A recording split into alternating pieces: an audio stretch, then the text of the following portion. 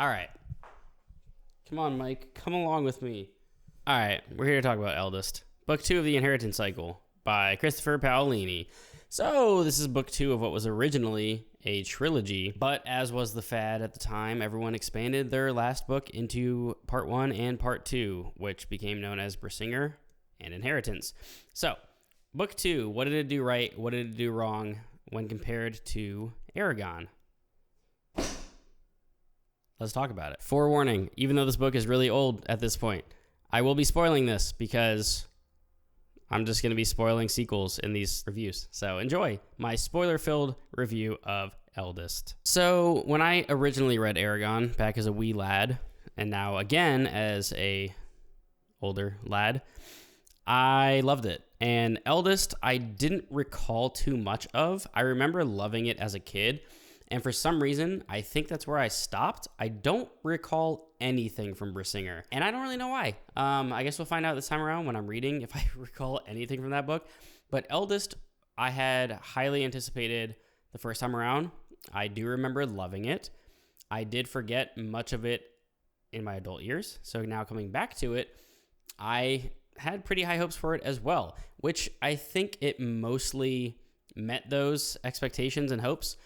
So let's get into a couple of the things that this book does well, and then some of the things that personally I just didn't think it did so well. So first and foremost, this is one of those sequels that I can appreciate that takes place directly after the first book. There's not some big time gap that you have to worry about. This is literally 3 days after the conclusion of Eragon. So where you end up in that book with the final battle and the fallout from there, this book picks up nearly immediately right after that. So because it's a direct continuation, you have Eragon's story continuing on his way toward the elven land of Elismera to go for his elvish training, which he had promised Brom and others that he would do as part of his responsibility as the new rider, supporting the Varden, etc. So I think first off, what it does well from there is it just continues on with that same story, and you just pick up where you left off and you keep on chugging along. Second point that this book does excellently is it expands beyond just Eragon's POV, and it's not like other books where it's like, this is the POV of this one, and this is the POV. It's just chapter names, so don't worry about it. But you'll clearly tell whose voice you're in because it is pretty obvious. But this splits up into a triple POV story where you're following Eragon, Nasuada, the new leader of the Varden, and Roran, Eragon's cousin. And what I really like about that is it splits up the dynamic of the characters. It gives you different viewpoints of the world and the storyline of Allegasia and what's happening around the world. Because Roran, of course, if you remember, very small part of book 1 because you're following Eragon. You know, things happen in Carvajal. He gets Saphira's egg. He takes off with Brom and goes on his adventure. You don't really hear about Roran all that much back in Carvajal because there's no real need to focus on him. In Eldest, that changes entirely because Roran becomes a main POV of the story. So you really get to know him, his struggles, his eventual leadership of the people of Carvajal, and everything that he struggles with and battles against, including the Empire soldiers and the Razak and everything that comes along with that. And you get a lot of the more human, emotional aspects of the writing throughout this book when you're following Roran, because he's a very different character than Eragon. You know, slight age difference, similar background and upbringing, but obviously there's more to Eragon than much of the rest of the folks know about because of his eventual heritage that's revealed and everything else that comes along with him as a character, as like the main hero character.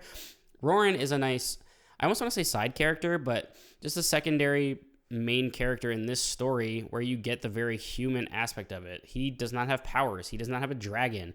He is trying to lead, you know, inexperienced townfolk against trained soldiers and whatever the fuck a Razak is. This thing, whatever that is, that's a Razak, for those of you that aren't aware. Or this, they might look like that too. They're scary, they're evil, and they're kind of like ring wraiths in a way. But you get a lot of Roran, which is a nice change of pace. You get to focus on the rest of the folks in Carvajal and kind of make that entire town and people be brought to life, because you didn't get a lot of that again in Eragon. It was really focused in on him and a little bit of Brom and just like the side characters around him throughout his story. And then of course you also get Nasuada, the new female leader of the Varden, who was Ajihad's daughter and next in line to the throne throne. I'll say that loosely because it's not like she rules a kingdom. The Varden are a bunch of like rebels, like these guys. And she is a great character to follow as well because as much of our leads, they're a little bit younger. So she feels like she has a lot of big shoes to fill, especially leading this group of rebels against the Empire. I feel like I'm just talking about Star Wars. So she's trying her best to do the right thing for her people, and not just, the human aspect of the Varden, but, they are beholden to the dwarves as well. They're beholden to the elves. Those are kind of like the remaining alliances against the Empire that she has to maintain.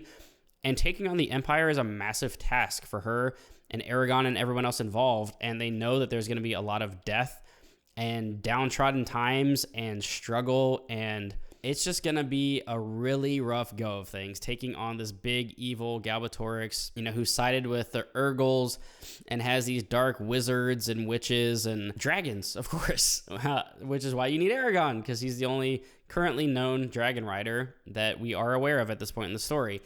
And so you get all three of these POVs, of course, doing the traditional fantasy thing that is done in most multi-POV fantasy stories of, sort of moving around each other and then eventually having some tie-ins. And then they eventually converge, in the final act of the book, which I think Paolini did a very good job of, which continues my positivity of this book. I liked all three POVs. I liked the action and the pace of the majority of them.